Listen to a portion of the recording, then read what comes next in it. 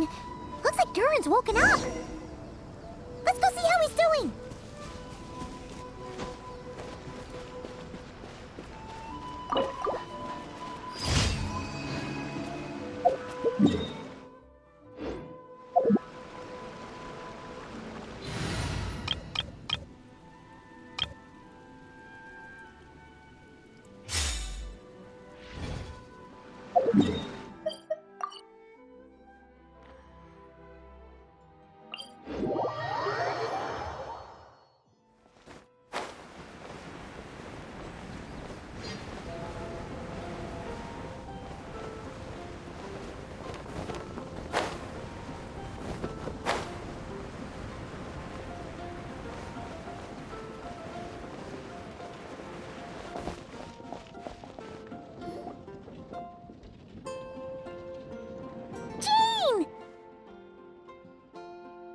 Hello, you two.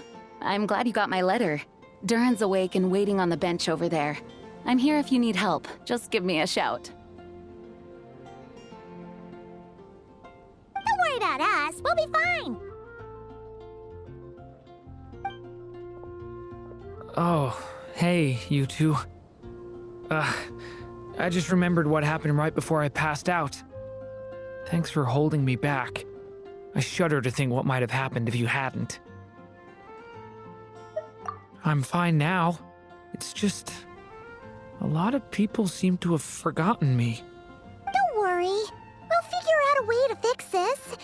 Why don't you start by telling us what happened? It felt so strange. After I realized no one recognized me anymore, I suddenly felt like I'd completely lost contact with my body. Abyssal power lies sealed within this body I inhabit. So when I lost my connection to it, I lost control of that power too. It wasn't until I heard everyone calling my name that I was able to reconnect with my body. You lost contact with your body? Does that mean there's something wrong with it? Sounds like we need Albedo more than ever. I don't think the problem lies in Albedo's alchemy. Huh.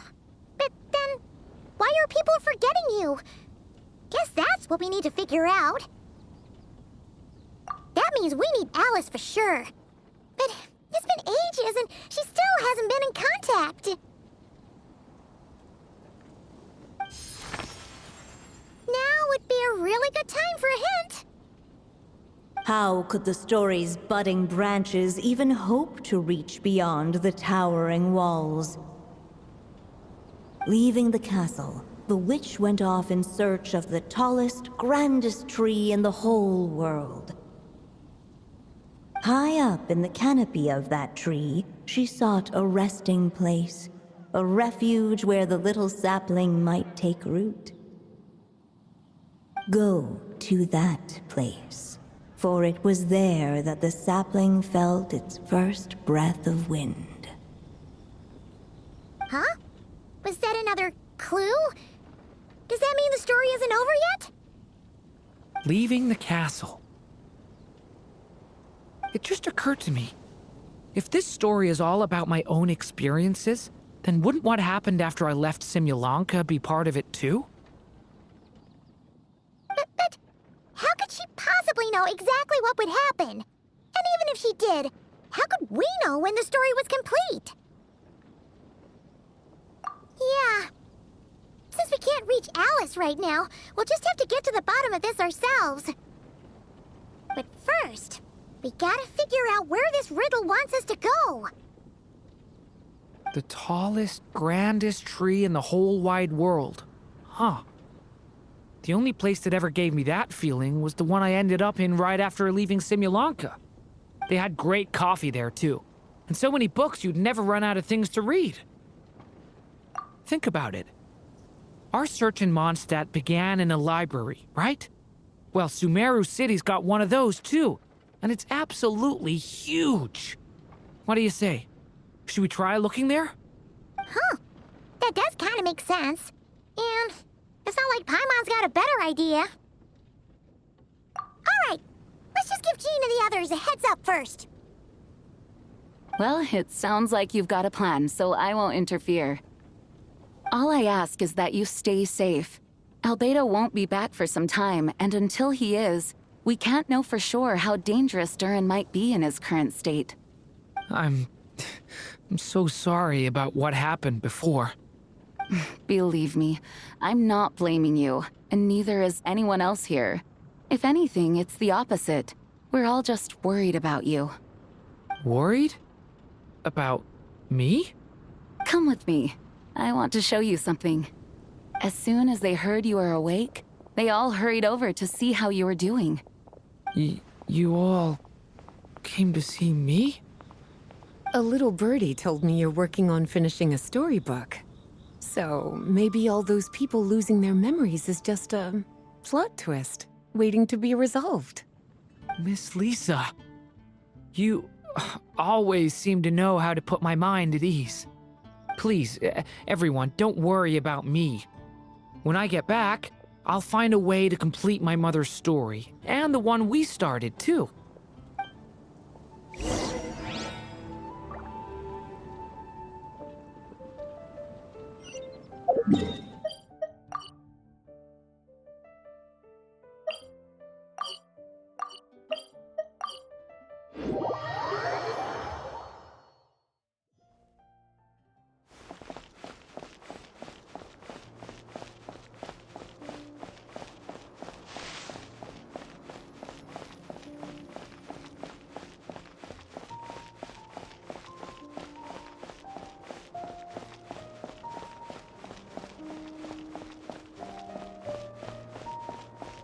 I really want it to be the holidays soon so I can go home. Cultivating the scholars of the future.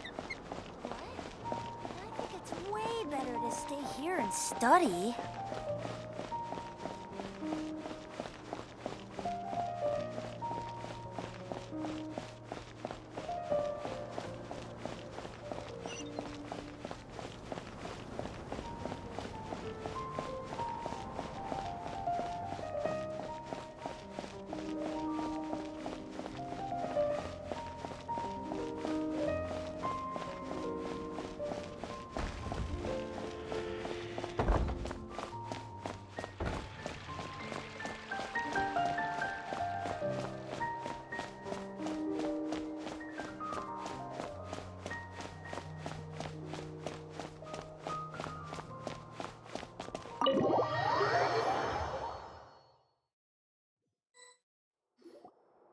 Whew. After the library hunt in Mondstadt, it's not as if Paimon was expecting this to be easy. But this... yeah... this is something else. Where do we even begin? Even the clue this time seemed kind of cryptic. Yeah. Guess the best we can do is stay on the lookout for more weird things going on.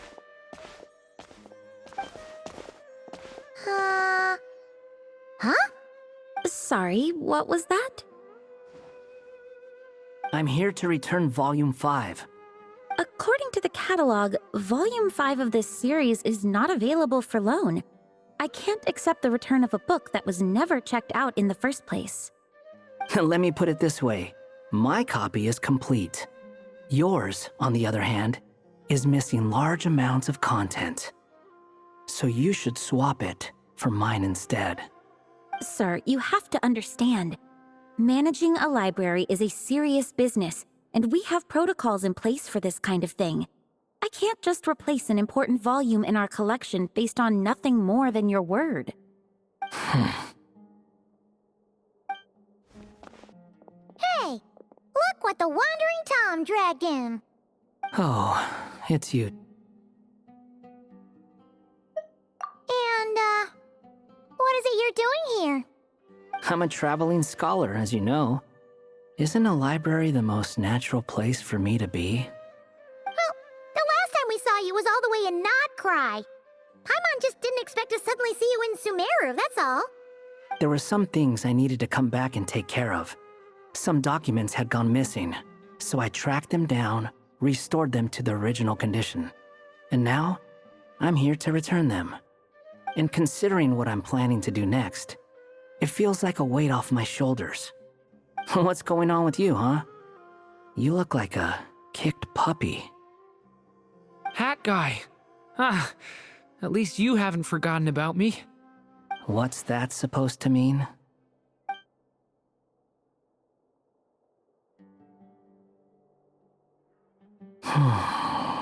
So it's been getting worse.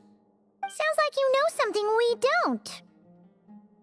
After he left Simulanka, he spent some time traveling Sumeru with me.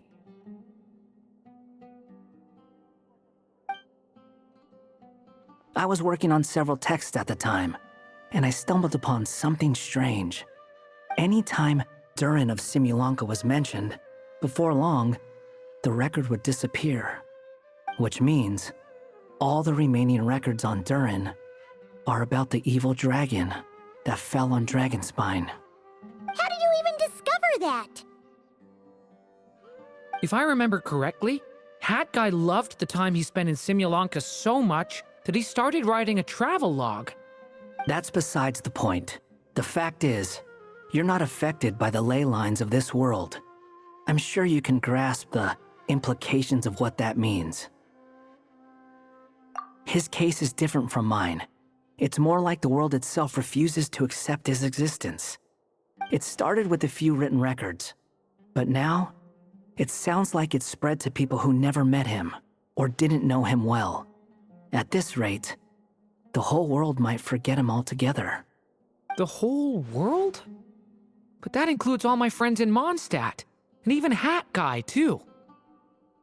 So that's what you've been worried about all this time? Why didn't you just tell me? There are more important questions right now, like figuring out how to fix this. That mage clearly cared a lot about her child. She left that book behind for a reason. If you want answers, isn't that the place to find them? You think that didn't occur to us already?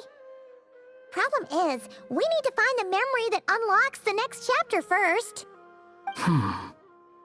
Mind if I take a look? I just want to know what secrets this book is hiding. Besides, I've run into a bit of red tape, so I've got time. Of course. Be my guest. So, the memory we've been looking for was about you all along?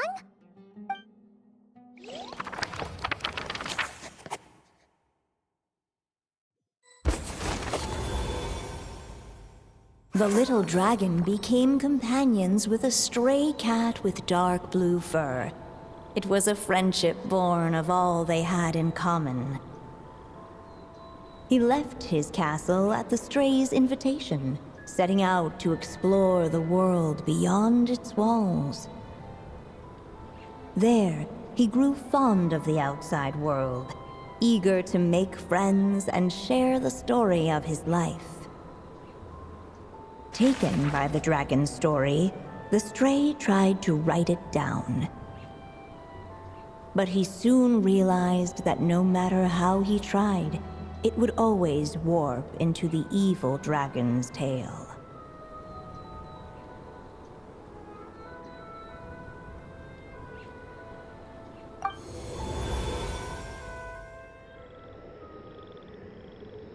So, is this the world where this chapter takes place? Looks like we're at the top of some kind of gigantic tree. This one must be about what happened to me when I first arrived in Tevat.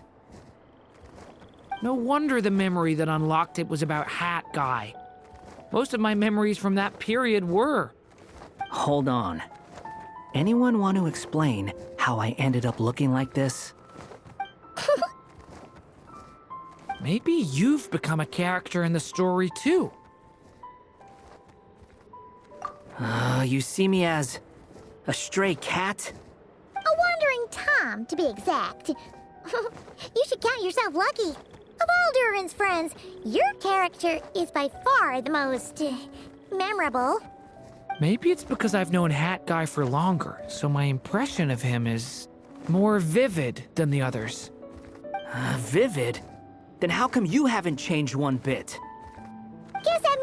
impression the traveler left was so vivid, it didn't need changing.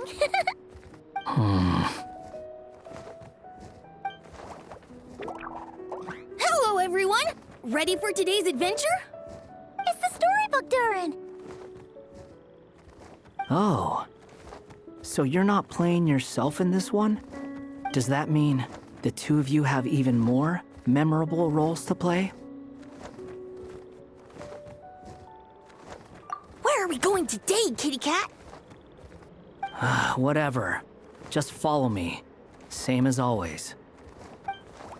Okie dokie! Can we chat along the way? If you have something to say, just say it. Was that seriously how the two of you communicated when you first got here? Yep. Anyway, how do we get ourselves out of here? Usually, the narrator gives hints to help us figure out what to do. Speaking of which, about time we got some of those, don't you think? The story's vines had woven themselves together into a giant tree, the boughs of which a little storyless dragon now paced, homeless among its leaves. He had to find a way to leave this place and set off in search of a home of his own. If he stayed, the world would erase him from its memory altogether. To leave this place. But where am I supposed to go? The little dragon felt completely lost. Just like the vines, the road ahead branched off into different directions, twisting and turning before disappearing into the mist. But as luck would have it, a prophetess waited up ahead. Perhaps she might know where each path might take him.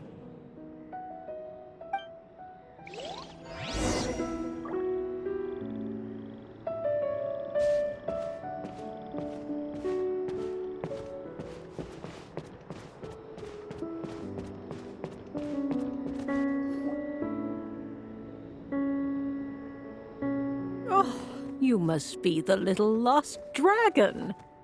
It's true. My friends and I are lost. This meeting was no accident. The prophetess was in fact the seer witch, here to present her promised gift. The seer witch? Oh yeah! That's Mona's teacher, right? The old hag? Insolent child. I am the seer witch, your prophetess, not some old hag. Sorry! Now, little lost dragon, I have come to bestow the gift I once promised. A prophecy. A prophecy? Hear me now, for my prophecy is this. One day, the dragon from beyond the castle shall be reborn, and none may avert its coming. The wind took the prophecy and swept it off into the distance. And so, the little dragon was shown a path to wander. As far as I remember, once that alchemist from Mondstadt learned about the prophecy, he chose to stand with you against the evil dragon. So, what does any of this have to do with you being forgotten? Oh, wise witch of prophecy! Could we trouble you with another question? As enigmatic as she was elegant, the seer witch spoke no more, for her thoughts had long since returned to the starry firmament above. Just when we actually needed her. The seer witch was my mother's friend, so the prophecy she just gave should turn out to be helpful. Well, it's not like we've got better options. But, if all we need to do is leave this place, which path should we take? Why don't we take a look around?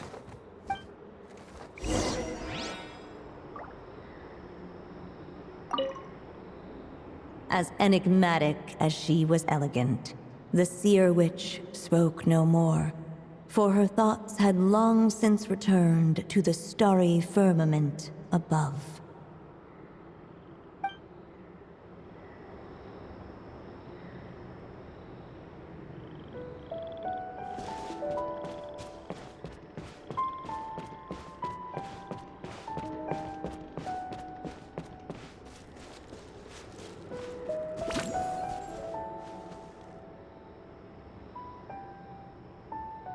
Unless the little dragon kept moving, eventually he would be forgotten.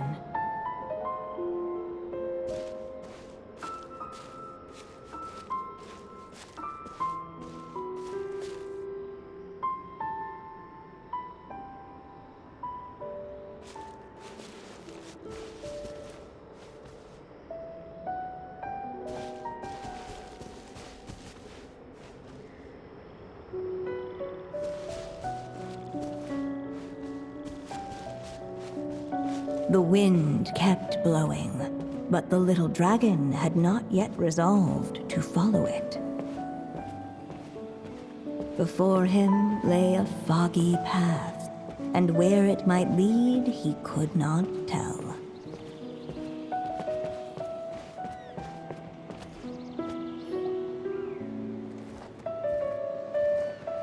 If we go this way, we'll be heading back to Mondstadt, just like we planned. Out of all the options so far, this seems like the safest, right? At least we know what happens next.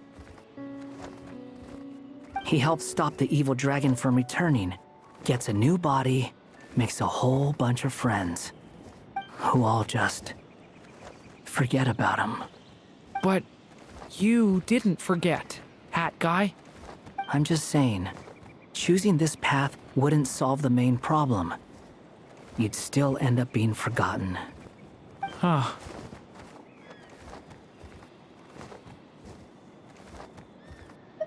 I'm not against choosing this path. I just wonder what secrets it might be hiding. Let me think about it.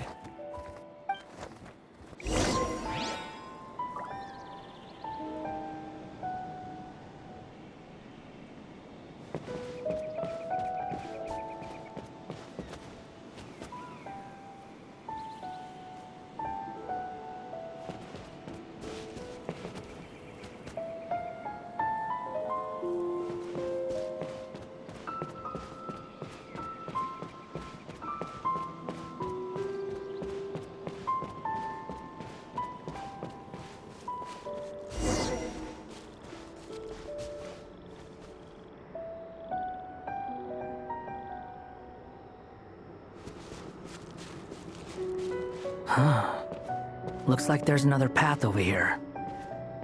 The secrets he sought led the stray to discover another path forward, though it was overgrown with bristling thorns.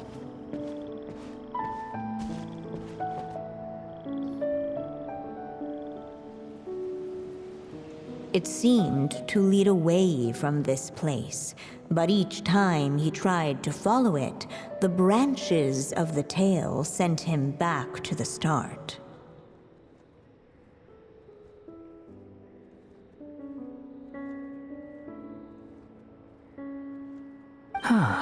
So the author managed to work this book into the story too. I'll hand it to her. This book is fascinating.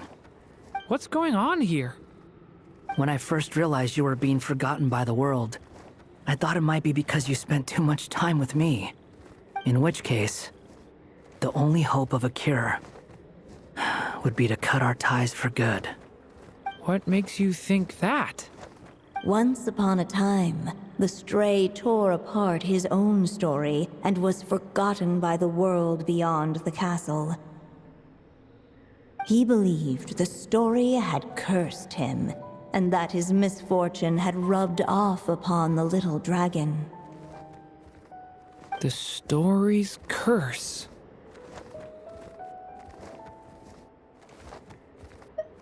It was just a suspicion before, but now I think it's something we have to try. Wait, what do you mean? Try what? One of the story's branches is a path I can't take. If you follow it out of here, I won't be part of your story anymore. Considering what the strange magic in this book is capable of, making that choice could cut our connection once and for all. As long as there's a chance it might work, it's worth a try. He's not like me. He deserves for the world to remember him. Well, maybe Hat Guy has his reasons for thinking that way, but that's not the kind of decision I can make so easily.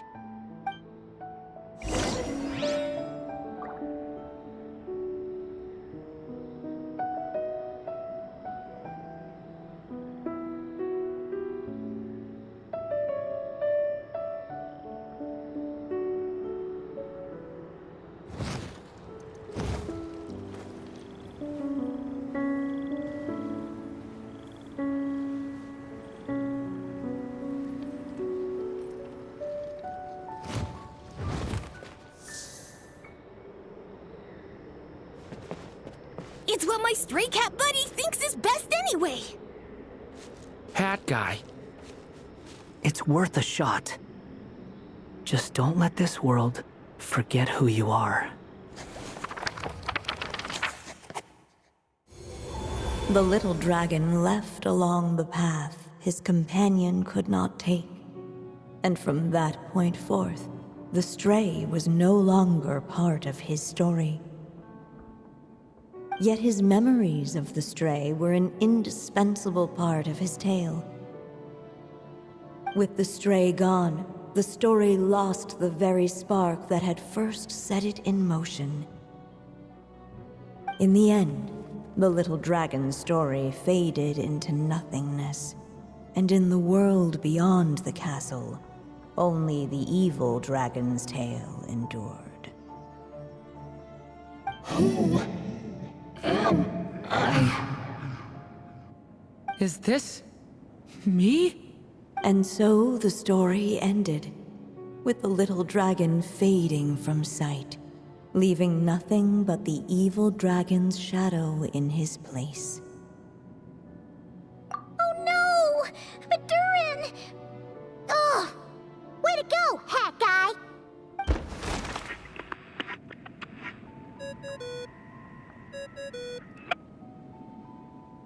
Hello, children. If you're hearing this recording, it's because you've reached a certain ending. You may have noticed that little Durin's experiences have been written into the pages of this book.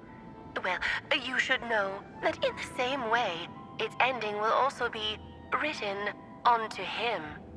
So be careful, because triggering a bad ending could be somewhat problematic. Let me guess, you're upset that I didn't warn you earlier? Don't worry though, I've thought it all through. I built a very special feature into this book, just for you, the witnesses of this tale. So, go ahead, see if you can turn back the pages. If you're not happy with the ending you've reached, just flip back a few pages and let the tale unfold once more. Pretty incredible, huh? That's the power of magic.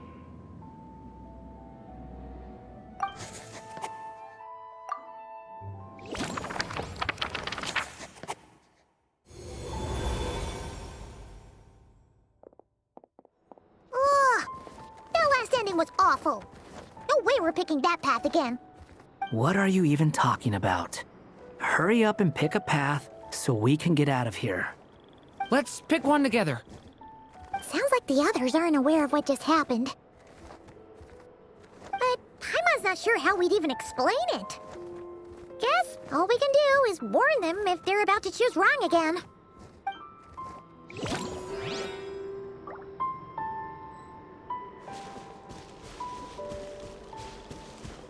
The wind kept blowing, but the little dragon had not yet resolved to follow it. Before him lay a foggy path, and where it might lead he could not tell.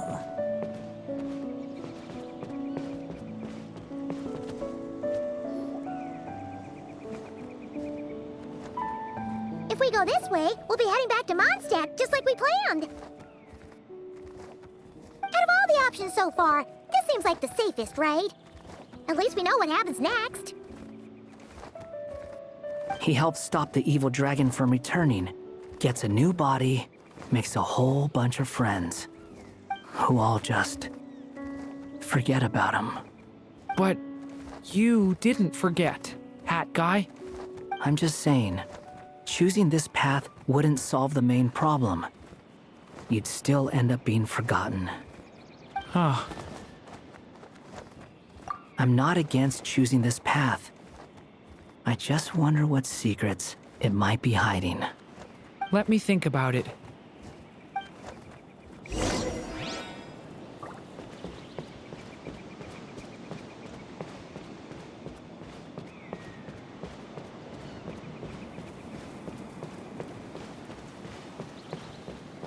I still think you should keep going, little dragon.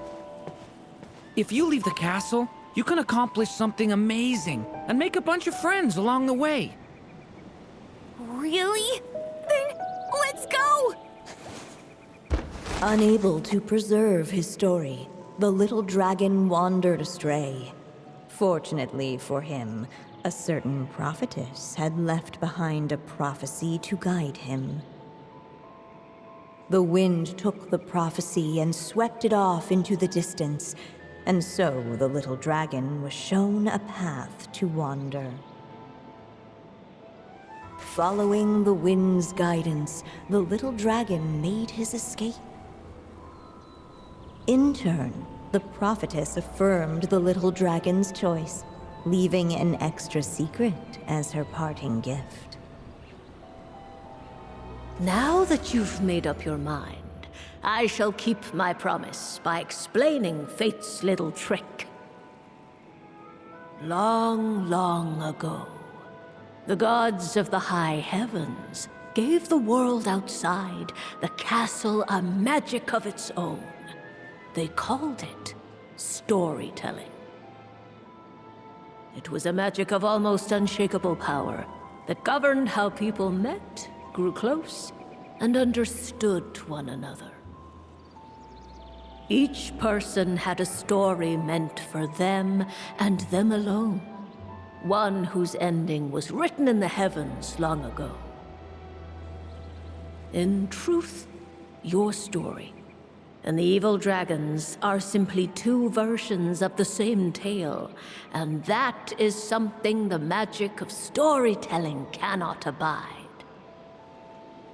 Beyond the castle's walls, your story cannot take root, for the evil dragon's tale has done so already.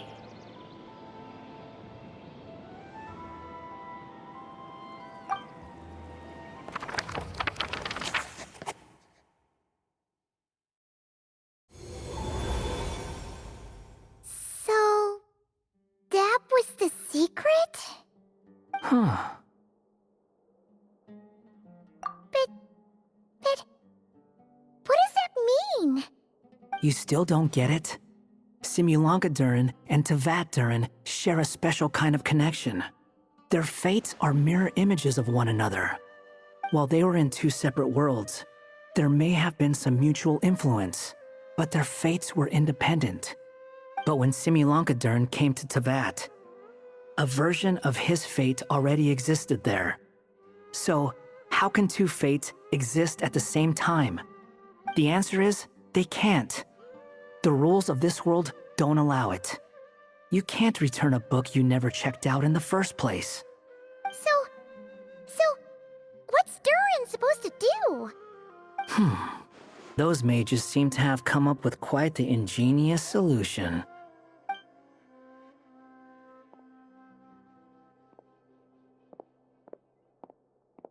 I'm here to make a return. As I said, there's no record of Volume 5 of this series ever being checked out. Then just think of this as Volume 6. Based on what I know, the author was planning on publishing another volume anyway.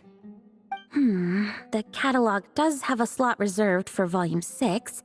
So, this is it? Sure, let's go with that. All you need to know is, I'll be the one writing this series from now on. You... What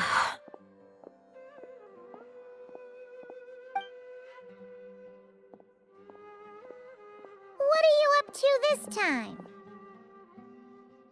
Remember the red tape I mentioned before? Well, I just took care of it. Now, I guess you'll be off to see your alchemist friend? It should be pretty obvious by now. He has the answers you're looking for. Well, we do have a whole bunch of things to confirm with Albedo, that's for sure. But didn't Jean say he'd be gone for quite a while? I'll join you. Just let me know when it's time to go. Hat guy? Don't sound so surprised. I'm part of this story too, aren't I? I'm just playing my role. Well, yeah. But it's not that. I just feel like you want to help, but something's holding you back. When I first realized you were being forgotten by the world, I thought it might be because you spent too much time with me. I even thought cutting our ties might be the only way to fix it. Why would you think that?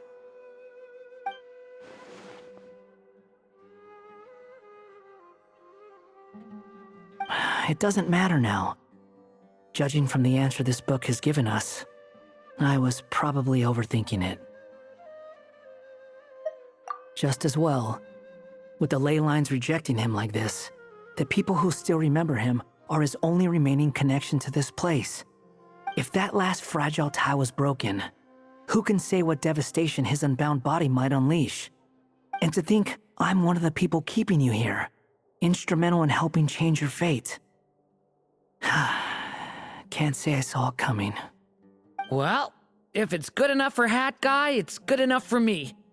After all, he is about as odd as humans get. Excuse me? With some people, even if you try asking a simple question, they'll always give you a complicated answer. And the more you ask, the more complicated it gets. Truth is, Hat Guy's just that kind of guy. Whatever. All I needed was a yes or no, so we can quit it with all the back and forth.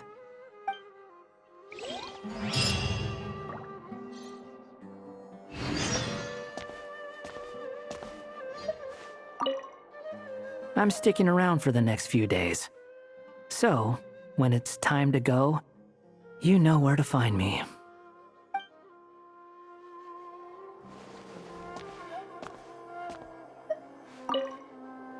If you feel like stepping back into the story, just come find me.